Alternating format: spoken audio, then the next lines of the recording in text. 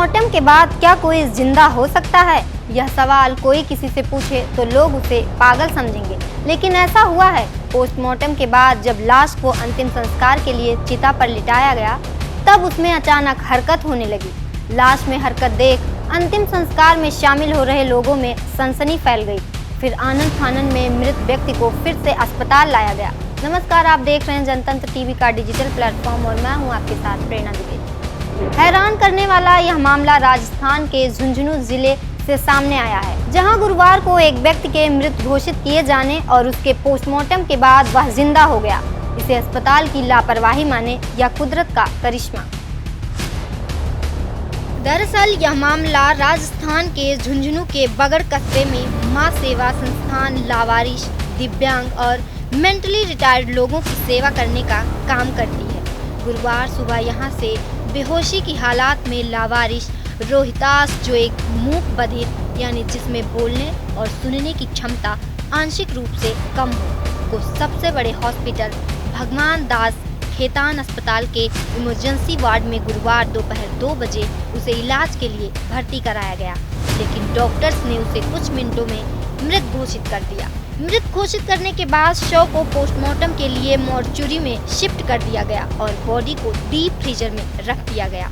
इसके बाद पुलिस को बुलाकर पंचनामा बनाया गया और शव को एम्बुलेंस की मदद से शमशान घाट ले जाया गया। यहाँ रोहितास की बॉडी को चिता पर रखा गया तो अचानक उसकी सांसें चलने लगी और बॉडी में मूवमेंट होने लगा। यह सब देखकर लोग डर गए और तुरंत रोहितास को एम्बुलेंस बुलाकर हॉस्पिटल ले गए, जिसके बाद रोहितास को SMS अस्पताल जयपुर के लिए रेफर कर दिया गया।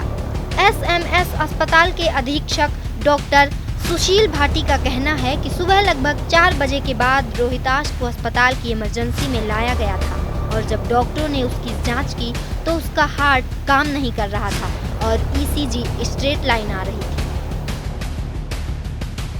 अब सबसे बड़ा सवाल ये कि क्या हॉस्पिटल में रोहितास का पोस्टमार्टम हुआ या नहीं, और अगर हुआ तो वह जिंदा कैसे हो गया, और अगर पोस्टमार्टम नहीं हुआ तो रिपोर्ट कैसे बना दी गई। चलिए ग्राफिक्स के जरिए बताते हैं कि रोहितास के साथ कब क्या हुआ। 21 नवंबर को सुबह 11 बजे रोहितास की तबीयत बिगड़ी। दोपहर 2 बजे उसे BDK हॉस्पिटल ले जाया गया। 2:10 पर उसे मृत घोषित कर दिया गया। 2:30 पर उसको मॉर्चुरी में शिफ्ट किया गया। शाम 4:20 पर शमशान में चिता पर लेटाया गया। 5:10 पर बॉडी में हलचल शुरू हुई। 5:27 पर वापस हॉस्पिटल एडमिट कराया गया। 22 नवंबर को रात 1 बजे उसे जयपुर रेफर किया गया। सुबह 5:30 पर SMS हॉस्पिटल में इलाज के दौरान उसकी मौत हो गई। मृत व्यक्ति के जीवित होने की सूचना पर जिला अस्पताल और प्रशासन हरकत में आया। जानकारी के मुताबिक जिंदा आदमी की postmortem report medical jurist doctor Navneet ने बनाई थी। इस पूरे मामले में 3 डॉक्टरों की लापरवाही सामने आई है। जिला कलेक्ट्रेट राम अवतार मीणा ने बताया कि देर रात ही जिंदा युवक को मृत बताने वाले डॉक्टर योगेश जाकर, जिसने सबसे पहले इमरजेंसी में मरीज को देखा था, इन्होंने ही मृत घोषित किया था। डॉक्टर नवनीत मील इन्होंने पोस्टमार्टम की खानापूर्ति की। डॉक्टर संदीप पवार, जो कि PMO हैं, को सस्पेंड कर दिया गया।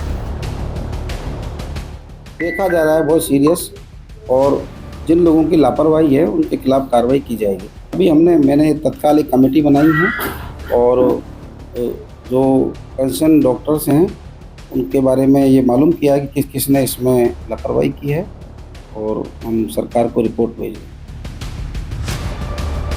रोहितास की क्या सच में मौत हो चुकी थी या अस्पताल के डॉक्टर्स ने उसको गलती से मृत घोषित किया? सवाल ये भी कि क्या आखिर 2 घंटे तक डीप फ्रिज में रखे शरीर को सांस कैसे मिली होगी? क्या रोहितास सच में मर चुका था और उसकी सांसें फिर से लौट आई? शायद जांच के बाद इन सवालों के जवाब मिल सके कि क्या सच में कोई चमत्कार हुआ था। लेकिन इस पूरी घटना ने सबको हैरान कर दिया है। ऐसे ही तमाम खबरों को देखने के लिए बने रहें जनतंत्र टीवी के डिजिटल प्लेटफॉर्म।